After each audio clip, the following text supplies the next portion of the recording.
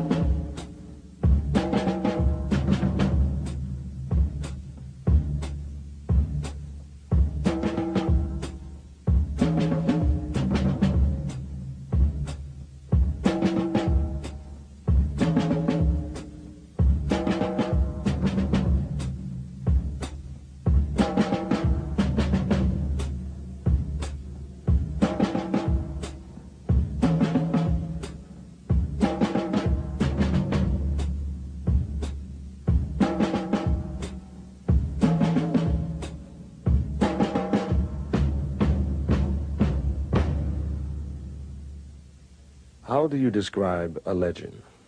An African-American hero, an historian, an activist who for half a century has charted a singular course dedicated to the intellectual and spiritual liberation of a people.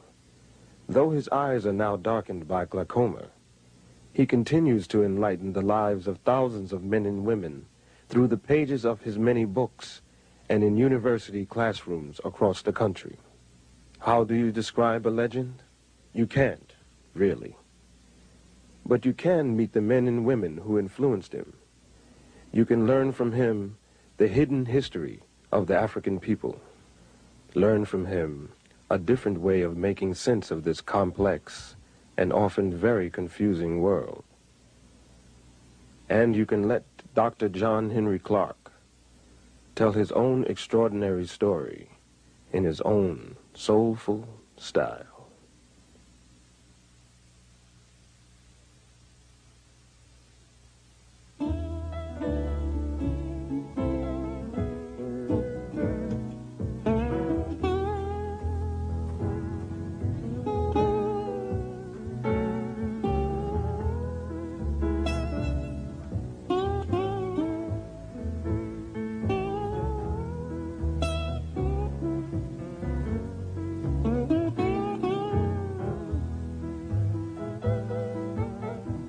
I was born on Sharecropper Farm in Union Springs, Alabama,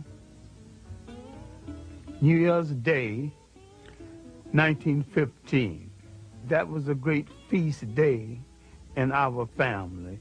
And because my mother was the favorite in the family and I was late arriving, she said that nothing would be killed in this family until my child is born. And I didn't arrive until 3, and everybody was hungry. The feast had not started, and I wasn't exactly welcome. They never quite forgave me for that, holding up the feast. My early schooling was in one-room schoolhouse that we called Miller's Hill School. When we moved slightly out of the city, I was chosen to go to city school.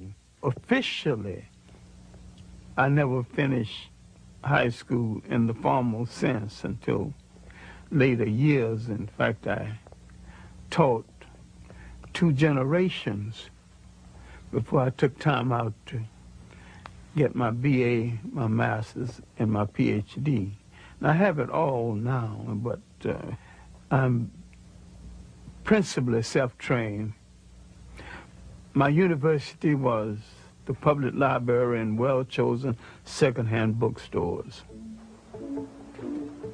So while I grew up poor, I grew up in a very rich environment, culturally rich. I grew up with a whole lot of love and affection, a lot of lap time and a lot of slap time too, because I wasn't permitted to get away with too much. Miss Evelina Taylor is my 5th grade teacher, and she might be the foundation teacher in my life. In addition to teaching me basic good thinking and good conduct, she called me into her room during her lunch hour one day and told me to stop playing the fool because I was playing the fool just to get accepted. And she said, it is better to be right and march into hell than to follow a bunch of fools into heaven. I wanted to do something to impress Miss Taylor, and we had current events on Friday. We wanted to say something unusual because I worked for white people before and after school, and they had magazines. They would receive them one day, read them hurriedly up, throw them away the next day. So when I got up for current events, I always had something decidedly different to say about my own people and about other people. No, I wanted to do something real big. So I went to a lawyer that I worked for before and after school. I can still remember his name, Gagsteiter, and I asked him for a book about my people in early world history. He says, I'm sorry, John, that you came from a people who have no history. My mind would not accept that. I continued to search, and I opened a book called The New Negro, and I opened to an essay called The Negro Digs Up His Past. And for the first time, I knew that I came from a very old people, that we were older than slavery, older than oppression, older than Europe. Now the scramble began for more information.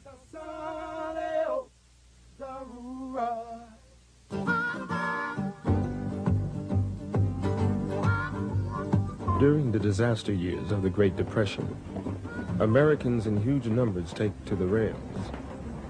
They don't take Pullman cars or day coaches. They stow away on the freights, riding the rails in search of the opportunity to create a better life. John Henrik Clarke wrote them. Out of the South first, briefly to Chicago, and then on to New York City. Had a dream. I thought that because I'd had some success in writing local plays, writing lyrics for songs for local plays, and that I could go write professionally. It was a dream, it's a fantasy. I was pursuing this fantasy. At 18, you can pursue all kinds of fantasies. In the shadow of Manhattan's towering skyscrapers lies black, sprawling Harlem, greatest Negro metropolis in the world. My impressions of the Harlem community, in the first place, it was a clean community. It was an orderly community. It was a safe community. It was a community with its customs that we have forgotten now. Street-speaking customs, strolling customs, social customs. There was a time when 7th Avenue, now Adam Powell Boulevard, was the street of choice. And you did not walk down 7th Avenue on Saturday or Sunday without a coat and a tie. There was a custom of getting your lady in your long good suit and walking down 7th Avenue to show her off. You would walk 15 blocks. Sometime when you had $1 or so to spend, you would take on the 5th Avenue open bus all the way down to New York University and all the way back. And she was satisfied, and the whole evening you hadn't spent $1. A lot of times you didn't have one. They sure don't make ladies like that anymore. There was a time there were 3 functioning vaudeville theaters in Harlem, all well patronized. The Lafayette, Harlem Opera House, and the Apollo. The old Lincoln Theater, now a church, used to be a legitimate theater where the plays downtown would be brought uptown with the played with a black cast. Tyrant, show thy face. And that was our Broadway. I got involved with the communists and the socialists and other radicals, and began to read literature on the Russia of that day and to see movies about Russia. I was never a member of the Communist or the Socialist Party. I was active briefly in the Young Communist League. We were looking for a way out of the condition in which we lived. And they opened doors for us and gave us a platform we otherwise did not have.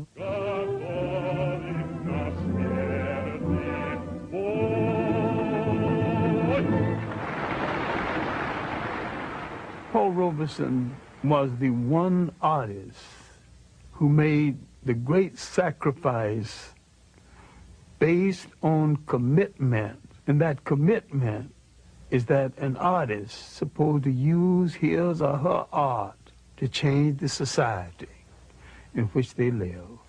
W.E.B. Du Bois is our greatest single intellect we produced in the whole of the Western world. And he's not just a black American intellect. He is an American intellect equal to any. W.E.B. Du Bois, Paul Robeson, the party came closest to what those men wanted to stand for in the world was a fair deal for the working people of the world. We would examine it later to our sorrow. We were in an argument between not a liberator and an oppressor, but 2 oppressors with different techniques and methodology of oppression. In the final analysis, Russia did not want us to be free any more than in the United States and England and the imperial powers, but they wanted us under their domination. I never thought the left movement, communist or socialist, made any serious study of the history and the background of the African people of the world. And they had a preconceived notion of us that had nothing to do with our reality.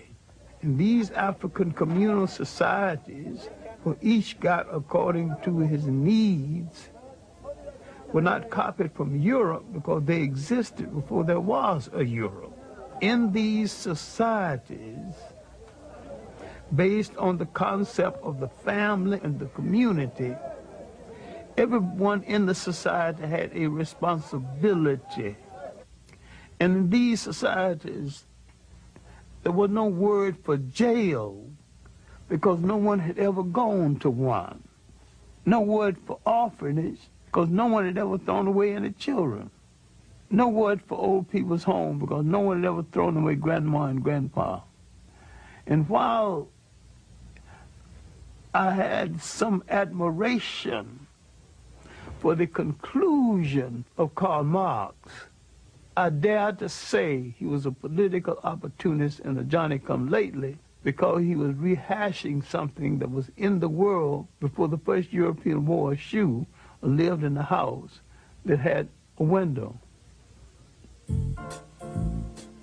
During my early years in Harlem in the 30s, my writing consisted mainly of poetry, short stories, and little essays on aspects of history. The Harlem Renaissance writers, of course, influenced me. I knew Claude McKay. I knew Langston Hughes. I knew Richard Wright before he had published Native Son. I knew Wallace Thurman, O'Neill Larson, Jesse Fawcett. I found a Pan-Africanist consciousness in a Langston Hughes and to some degree in a Claude McKay. But the rest of them were rather parochial. Finally, I got to meet Arthur Schomburg. Arthur Schomburg, mentor to 2 generations of African-American scholars. The legacy of this Puerto Rican-born historian is the world's definitive institution of its kind, Harlem's Schomburg Center for Research in Black Culture. I went down the 135th Street Library, and he was on the 3rd floor, and I asked, very humbly, asked the librarian, do you know anybody who will give me a letter to see Arthur Schomburg? And she said very sharply, you know, and impatiently, because she was short of help, you just have to walk up 3 flights. I walked up 3 flights, and there Arthur Schomburg was holding down the desk, being 18 and rash. I wanted to know the history of African people of the world, henceforth, right now, within the hour, his lunch hour, all of it. He said, sit down, son. What you're calling African history and Negro history are the missing pages of world history. Then he said, son, go study the history of your masters. Go study the history of the people who enslaved you and find out why they found it a necessity to remove an entire people from the respectful commentary of the history of the world. Well, my earliest impressions of them was a people in power who intended to stay in power. And I began to wonder why they had so much and other people had so little, and why everybody I knew worked harder than they. Who made this arrangement? I studied European history and world history.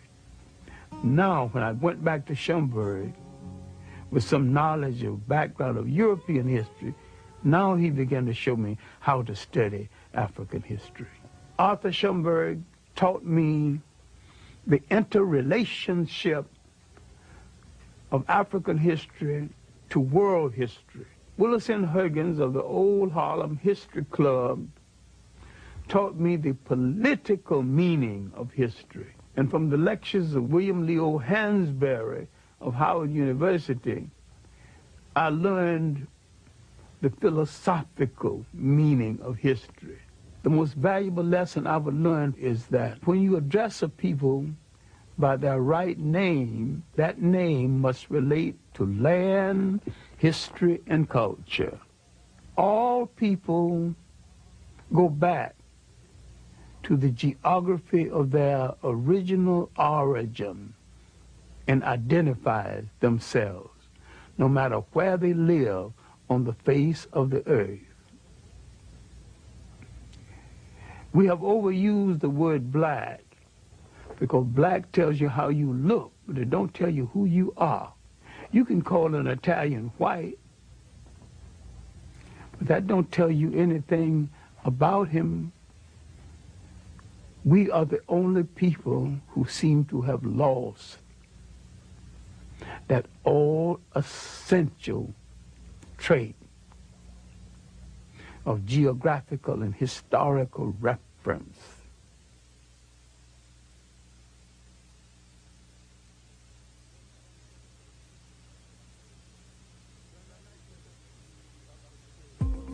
Around 1933 up until 1934, 1935, Harlem's main activity was how to make Harlem a congressional district so that Harlem could elect its own congressman. Adam Powell was just began to show his weight. We were fighting to get jobs on 125th Street, fighting to get jobs in our own neighborhood. I admire Adam with all of his faults. He was the best person that Black America has ever sent to Washington. He got the job done. When he went to Washington the first time, they told Mr. Powell that we don't accept blacks in the congressional dining room.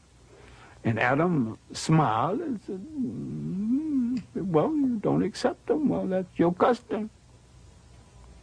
The next day, Adam got the tallest and the meanest looking and the blackest of the blacks he could find and marched them into the congressional dining room as his guest and got away with it. But it was a period when we were reassessing our role in the whole of the Western world. We were tuning into Africa as much as we could and having African forums and making a serious study of African history. Black men wanted to go to Ethiopia and fight on the side of the Ethiopians, but America would not give them passports and let a single one leave the country for that purpose. And yet, Italians could get passports to go and fight with Italian forces against Ethiopia.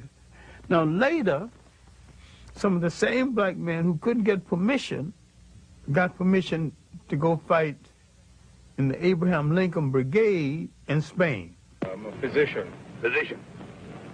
Then why would you want to go over in Ethiopia? Well, I feel it's my duty to give my profession and, if necessary, my life in the cause of Ethiopia.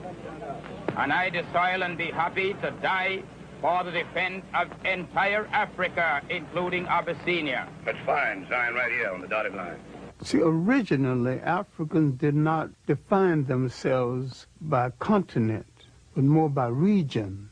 Africa as a continent began to be defined by foreigners. In North Africa, the Romans had a province called Afrique. The word became Africa.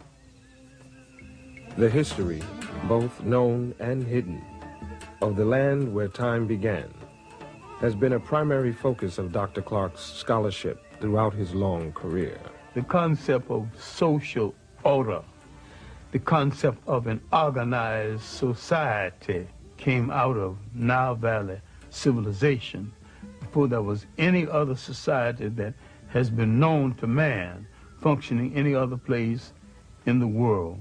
The significance of Nile Valley civilization is that it was that civilization that set a standard of performance untouched by the other civilizations of the world. And people are reluctant to give an African credit for a creation that happened in Africa. They also forget that the Nile Valley stretches 4,000 miles into the physical body of Africa, and that it was the world's first cultural highway. For centuries, Eurocentric scholars had rejected the idea that the mighty Egyptian empire was in fact created and maintained by black Africans. The concept that Western civilization was the product of non-white intelligence, imagination, technology, and spirituality was unacceptable, both psychologically and politically. A brilliant Senegalese scholar and scientist would shake, and many say topple, the very foundation of that conventional wisdom. His name was Sheikh Anta Diop. His research was brought to the attention of the English-speaking world through the efforts of his longtime colleague and friend. I was wondering why his books had never been published in the United States. He said there was no publisher's interest in his books. It took me 7 years to interest the publisher in the books of Sheikh Anta Diop. Diop's disciples refer to him as the Pharaoh of the Upper Nile. You must be strong enough and serene enough de voir les faits historiques to see the historical facts et de les interpréter and correctement. to interpret them. Nous pouvons tous être passionnés, We can all be impassioned, Mais ce n'est pas de cette manière que nous résoudrons les problèmes complexes de l'humanité. But that is not how we will resolve the very complex Donc cette problems of domination humanity. dont nous souffrons, dont j'ai souffert moi-même, The domination that we suffer from, that I have suffered from myself, notre propre domination des autres races l'a précédé. our domination of other races preceded it. Donc l'Afrique a exercé un impérialisme continu pendant 4000 ans. But for 4,000 years, Black Africa had an imperialism. Toute l'Asie occidentale était conquise et était justement sous la domination noire. All of Western Asia was under the domination of blacks. On n'aurait pu jamais penser à cette époque-là que la situation pourrait un jour être renversée. And at that time, no one would ever have dreamt that the situation could be reversed. C'est pour ça que l'étude de l'histoire nous redonne la sérénité pour apprécier les faits et les relativiser. This is why the study of history gives us the serenity required to appreciate the facts as they are. 1974, he would challenge the major scholars of the world on the concept of Egypt not being anything other than an African state. In the conference on the peopling of Egypt, leading scholars of the world met and debated. Most of them wanted to put Egypt's origin outside of Africa. Sheikh Anta Diop and his protege, Theophile Obenga, placed Egypt within the context of Africa's totality. Sheikh Anta Diop was more than a historian. He was a scientist, he was a paleontologist, and he had proven that if he could get the pigment from some of the mummies, he could prove their African origins. All the rest of the conferees came just to disagree, and when it was all over, they had to admit these two men came prepared to prove their case. At that point, they began to close the door to the research of Sheikh Anta Diop.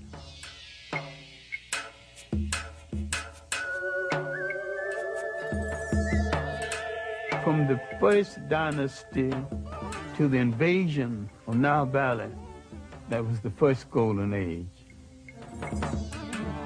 And from the third dynasty came the great multi-genius Imhotep, the real father of medicine, who lived 1,800 years before the Greek who's called the father of medicine. And when we read the biography of the Greek, he says, I am a child of Imhotep. And from the 18th dynasty came the world's great social reformer and maybe one of the world's first deities, Akhenaten. He thought so much of life he would not crush a flower. He outlawed warfare. Spirituality was a part of the total life of the people. Before the coming of the Europeans, the African was very religious. The step pyramid was originally built with a temple at the top where you can go up and pray. This relates not just to the glorification of a pharaoh, but the spiritual outpouring of a people. This is what made the civilization of the Nile so great. At the same time that Egypt was in its 24th dynasty, Europe was just emerging from its pre-literate past. The first show of European intelligence was a book called The Odyssey and the Iliad. That's about 850 B.C. Where is Egypt, 850 B.C.? Egypt is old and tired and has gone through 24 dynasties. It is on the eve of its last great dynasty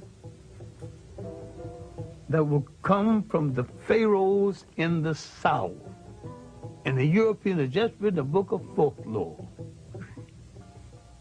Just south of Egypt lies another highly evolved black society, the Nubians. Their civilization thrived for some 3,000 years.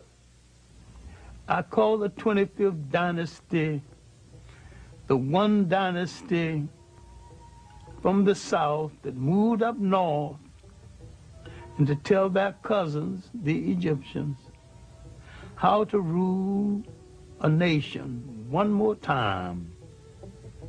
In the great show of history, this was Africa's last walk in the sun. It was a great and mighty walk. That walk had lasted 10,000 years. Now it's coming to an end. Europe is just being born. The very word Europe is not even being used.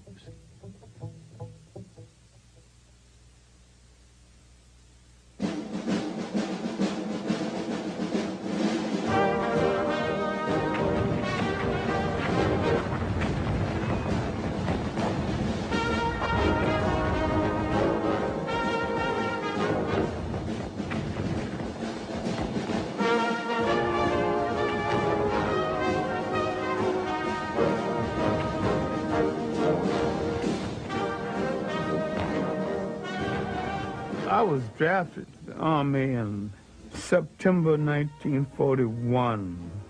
I can say with certainty I was probably one of the best clerks, one of the worst soldiers the Army ever had. I couldn't shoot, didn't like the hot sun, didn't like to go on those all-night trips, but I was a wizard at administration. I made sure my men got what was due to them as soldiers and men. Not as black men, but as soldiers and men. After I returned from the Army, it was not so much as finding myself again as a Pan-Africanist, but redefining myself as a Pan-Africanist. Remember, we had participated in a war that we were cynical about in the first place, and having participated in this war on a Jim Crow basis, getting out of the war, and there wasn't the employment that we had hoped would be there, I began to think more and more about the fact that African people would have to depend on themselves. Pan-Africanism would be perceived as a way to end African dependence on colonial masters, a way to create free and independent nations, a way to transfer the continent's immense riches from the hands of invaders into those of the indigenous people of the land. I began to define Pan-Africanism as the building of an African world community, the union of African people in different parts of the world, the African population in India and the Pacific Islands, the African population in the Caribbean, and Brazil and South America. And I was looking to the fact that we number 1 billion people on the face of the earth. If you put them all together and they did one thing in unison, even if it was wrong, it might alter the world. Africa has always been and still is the world's richest continent. Africa has always had things other people wanted, thought they couldn't do without, and didn't want to pay for. So therefore, there's always been an excuse to invade Africa. Alexander's invasion was the first purely European invasion of Africa. Everything that had happened in Egypt and in Africa before 332 BC was something that no European had anything to do with. Now we see the beginning of European occupation, and we see it as aggression, not bringing civilization, but destroying civilizations that it did not understand. The uninvited arrival of European armies in the Upper Nile Valley signals the beginning of the end for the highest civilization the world had known. The conquerors, quite literally, changed the complexion of the conquered. Now you're beginning to get a mulatto-sized population that a whole lot of people keep misinterpreting as white. With each one of these invaders came the bastardization of the population based on the fact that for the sake of pleasure, the foreign soldier heads for the female population at a time the male population has been defeated in war. The Greeks' rule didn't last that long before they were challenged. An ambitious and well-dressed bunch of thugs across the ocean, not very educated, but they could fight like hell, called Romans, began to have ambition for the trade in the Mediterranean. Carthage, a powerful black state in North Africa, had imperial ambitions of its own. By the 3rd century BC, its forces had crossed the Mediterranean and established a large province in Spain. The military commander of Carthage had apprehensions about his Roman neighbors and warned his son to keep a watchful eye. Hannibal's father, he would point across the ocean and said, there's some evil people over there. We better bring the war to them before they bring it to us. Hannibal never forget. Hannibal is only 26 when he takes charge of the army. He launches an audacious military adventure, leading his men and their elephants over the Pyrenees Mountains into France, then pointing them across the Alps, boldly, toward Rome itself. Heavy casualties, overextended supply lines, and defection of allies drive Hannibal off the soil of southern Europe. He retreats back home to Carthage. The Romans have made a mission, almost a cult, out of the destruction of Carthage. They would meet each other in the mornings. Good morning, Roman citizen. Carthage must be destroyed. Yes, of course, Roman citizen. Carthage must be destroyed. Rome's legions clash with Hannibal near Zama. His troops are defeated. Hannibal is sent into exile. His once mighty nation becomes another colony of Rome and an administrative center for their empire. Now, the Roman Empire internally was not very rich. Africa became the breadbasket for the Roman Empire. And except for Africa, the Roman Empire would not have been able to sustain itself. Now, the Roman presence in North Africa is going to force into being one of the great events in human history. Roman taxation, Roman oppression would cause people to turn to new gods and question old gods, to turn to a story about a God who comes forth to rescue them. Now, they would draw from African folklore the story of the child in the manger. And what am I saying? Later, in retrospect, he was referred to as Jesus Christ. Now, you can argue about the coloration of Christ if you want to, but I can sell that very quick and we can go on to the next subject. Was he a Roman? The answer is no. Was he a Greek? The answer is still no.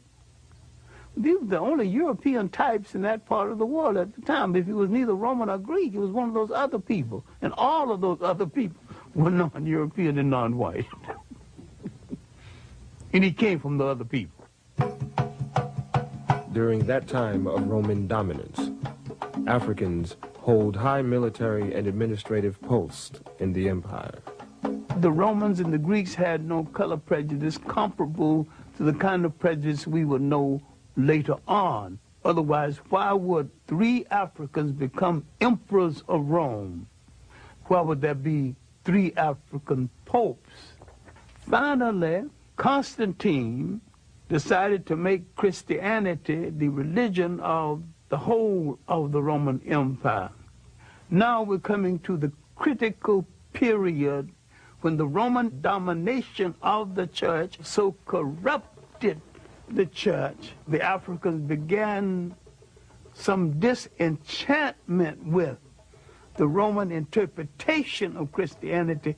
Constantine calls a council of bishops and priests at a place called Nice. It's the Nicene Conference. It is at this conference that the European created a European concept of Christianity. It was at this conference that they began to take the African saints out of the literature of Christianity. Now the corruption had started. The physical concept of Jesus Christ did not exist. Now, how did it come into existence? Because the Pope commissioned it to come into existence. Michelangelo painted the picture using one of his relatives as model. And that picture, one of the finest pieces of propaganda ever projected in history, has changed the minds of millions of people as who's supposed to represent God, whoever he or she is. And I have no problem with the she. Spirituality is a way of accepting the fact that there is a spiritual force in the universe larger than all of mankind. But someone had to come along and invent a word called God. Then someone had to say of another God, and say, mine is better than yours. And someone had to create faith. Someone said, I have the true faith. Religion is the organization of spirituality into something that became the handmaiden of conquerors. Nearly all religions were brought to people and imposed on people by conquerors and used as the framework to control their minds. My main point here is that if you are the child of God and God is a part of you, then in your imagination, God's supposed to look like you. And when you accept a picture of the deity assigned to you by another people, you become the spiritual prisoners of that other people.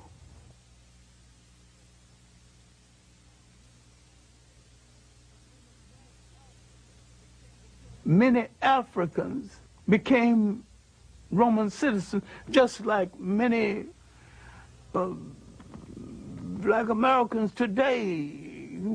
I have nothing to do with Africa. I'm an American. I'm a citizen. I'm an American.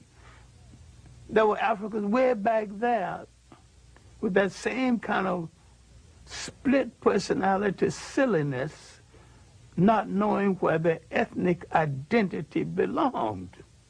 Rome's hold over its far-flung provinces weakens. In North Africa, it faces a new and fierce challenge: Islam.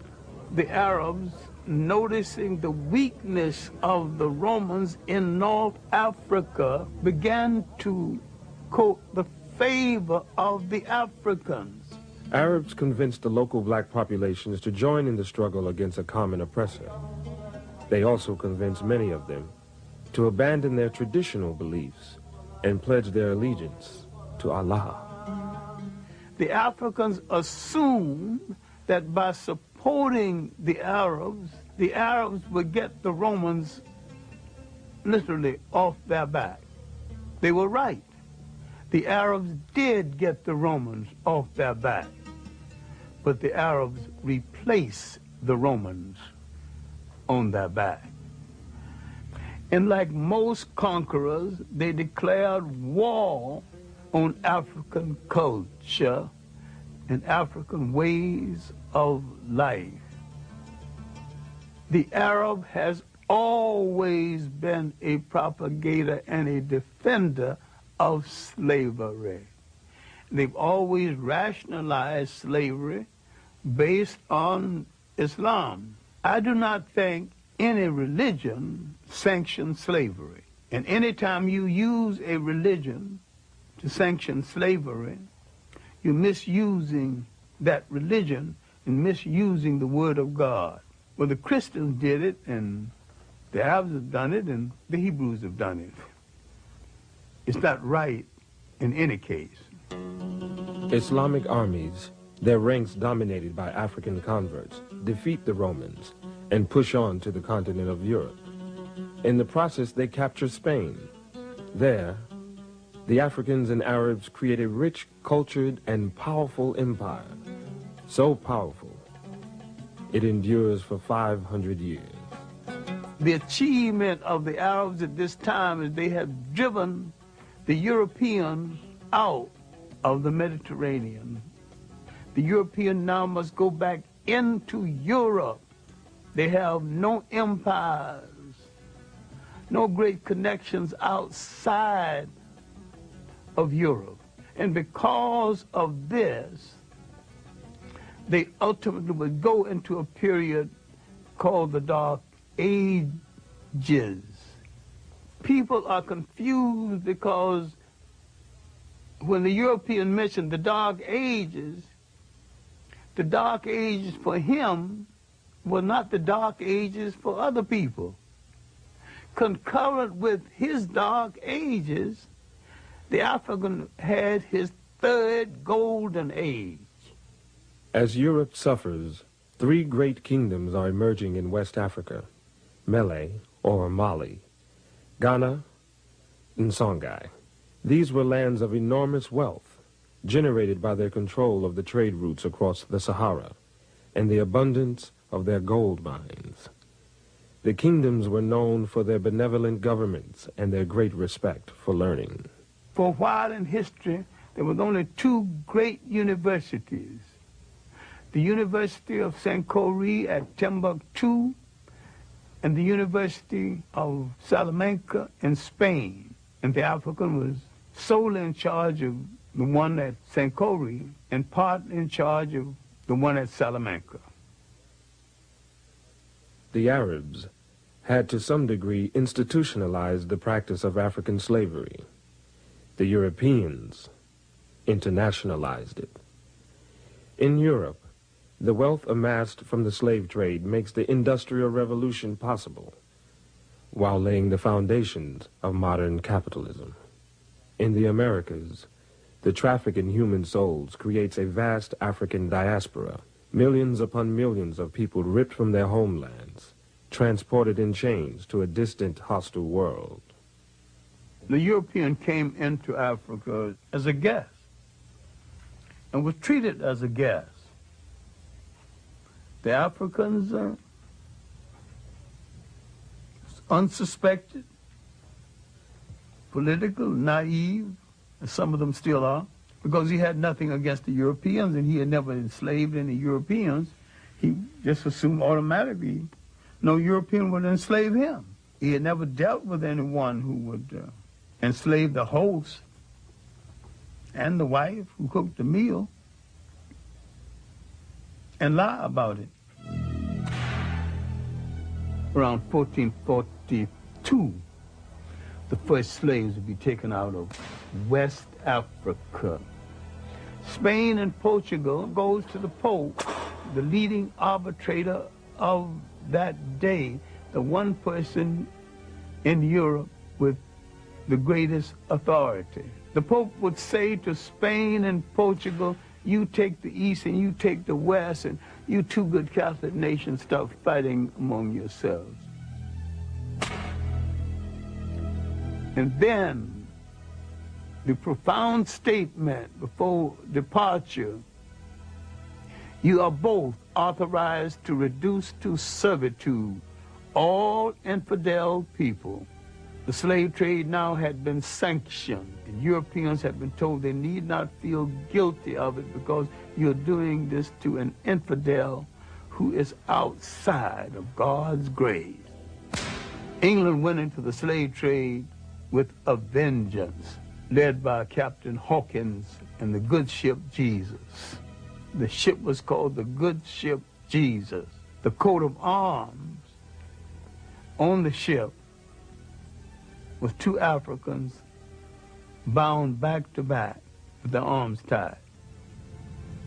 So they saw no contradiction in being in the slave trade and being Christians at the same time. We cannot deal with this enough because we're still suffering from this inside of the mind of a lot of people in this world, into the millions. We are outside of humanity, outside of the grace of God. That's a terrible feeling as you walk the earth, because what has been taken away is your essential humanity, your human beingness. And when they take away your human beingness, they take away your nationness.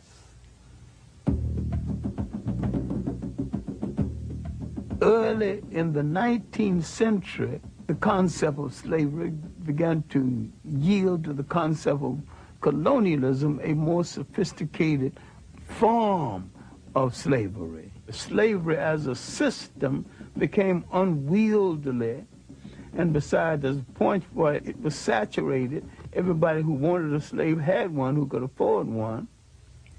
The European nations of size that did not have any portion of Africa began to grumble. At the Berlin Conference, 1884 and 1885, the European powers of substance who did not have any part of Africa now were given some parts. Africans did not fall at the feet of the European invaders. They fought fiercely, bravely, and continually. Anti-colonial wars started up down the coast of West Africa and parts of inner Africa and in the Congo. There was armed resistance. The Zulu wars lasted from the 1650s when the Boers arrived to the last Zulu war was 1906. In Ghana, the Ashanti wars lasted from early in the 18th century to the last Ashanti war led by a woman, Ye Asantewa, in 1900. For a while, it looked as though the Europeans would not be able to hold on to the continent. More manpower and more ruthless treatment brought it mainly under their control. By 1884, 1885, and afterward, there wasn't no dispute about who was in charge of Africa, just who was in charge of what part of it. We have been hung up with a myth, the myth of the conqueror and the invader as the bringer of civilization. No people ever brought civilization to another people at no time and at no place in history. It's one of the most protracted lies we ever listened to. Civilization is the art of being civil. The word civil means being peaceful. And there's nothing peaceful about aggression.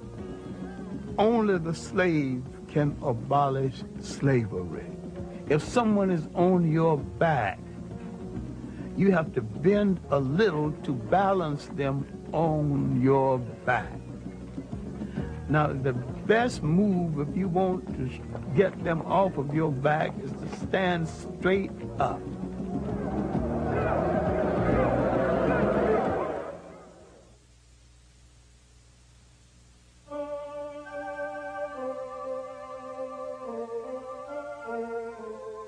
There's something about an island, a body of water, creates a special kind of dreamer, because they did not know where they came from in Africa.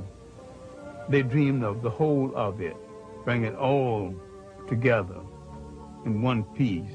The seeds of Pan-Africanism, planted in the United States during slavery years, later flourish in the fertile soil of the British West Indies. Trinidad produced the three greatest Pan-Africanists, H. Sylvester Williams, C.L.R. James, and George Padmore. In Trinidad, they found the Pan-African League. H. Sylvester Williams would eventually call it Pan-African. He would call a conference in London in 1900. A few scattered Africans, a few people from the Caribbean, W. Du Bois from the United States. They did not ask for the independence of African states then. They asked for preparation. Give us the kind of education that will prepare us for eventual independence. They were reasonable, but they weren't listened to. And yet the conference made some kind of impression. After the first Congress, Du Bois would be the leading light from the second through fourth. But the most meaningful, the one that Du Bois called in Paris, as a result of this Congress, Du Bois came to center stage as the leader and theoretician of Pan-Africanism. Pan-Africanism wasn't exactly new because black Americans were practicing it long before someone gave it a name. The African settlement movement, the movement that settled Liberia, was in form of Pan-African movement. The so-called Negro Convention movement was most a discussion of how you bring the African world together. That whole 19th century was Pan-African thought. Prince Hall, his development of the black Masonic order that he called the African Lodge. The search for a place in Africa for settlement by Martin Delany and Robert Campbell. 1829, David Walker's appeal to the colored people of the world was basically a Pan-African appeal. All of this before we come down to the end of the 19th century. The ultimate Pan-Africanist, of course, was the Jamaican Marcus Garvey. Citizens of Africa, I greet you in the name of the Universal Negro Improvement Association and African Communities League of the World. You may ask, what organization is that? It is for me to inform you that the Universal Negro Improvement Association is an organization that seeks to unite into one solid body the 400 million Negroes of the world. It was soon after the end of World War I. The Secretary of War had told the black American soldiers that their lot would not be appreciably changed by virtue of the fact that they fought in the war. There had been an investigation. It was discovered that many of the nurses wouldn't treat black soldiers in the hospital, wouldn't even touch them. Some of them died as a result. So you have these grievances pent up in the veteran coming home. All of this came to a head in 1919 when there were riots all over the United States. That's called the Red Summer. Marcus Garvey could point out, look, they don't want you here. Let's go back home. Let's go to Africa. Go back to Africa. Let's not only go back to Africa, let's go back in our own ships. Now, a whole lot of people who otherwise would not listen, now willing to listen. We hear the cry of France for the Frenchmen, of Germany for the Germans, of Ireland for the Irish, of Japan for the Japanese. We of the Universal Negro Improvement Association are raising the cry of Africa for the Africans, those at home and those abroad. He began to dream the great dream and rescue the mind of millions of black Americans from depression and self-doubt. By 1923, he was in some difficulty with the boats and some of the people he had hired to run the boats. Terrible mismanagement and betrayal. He collected millions of dollars from black Americans to buy these boats, and these boats were old and not as seawood as he thought they were. Garvey moved over large territory, maybe too fast, and yet he built the largest movement in Black America before or since. There needs to be a reassessment of Marcus Garvey and his long-reaching effects. He called attention to what slavery and colonialism had taken away. They took away a concept essential to all the people in the world. They took away the concept of state management and state maintenance. Once you are taken from the geography of your origin and forced to live in a state designed by others, you're still the slave to the man who's astute enough to control a container called the state. The cannons of World War II were barely cold when Africans met in Manchester, England. They were prepared to claim that container called the state for themselves. The Pan-African Congress of 1945, now you have the one thing you did not have in the rest of them. You have Caribbean scholars, African-American scholars, not a whole lot, and Africans themselves are now participating. We're not talking about Africa out of the presence of Africa. Now you're talking about Africans with the Africans on the scene. One African being the co-convener of the conference, Kwame Nkrumah. Out of that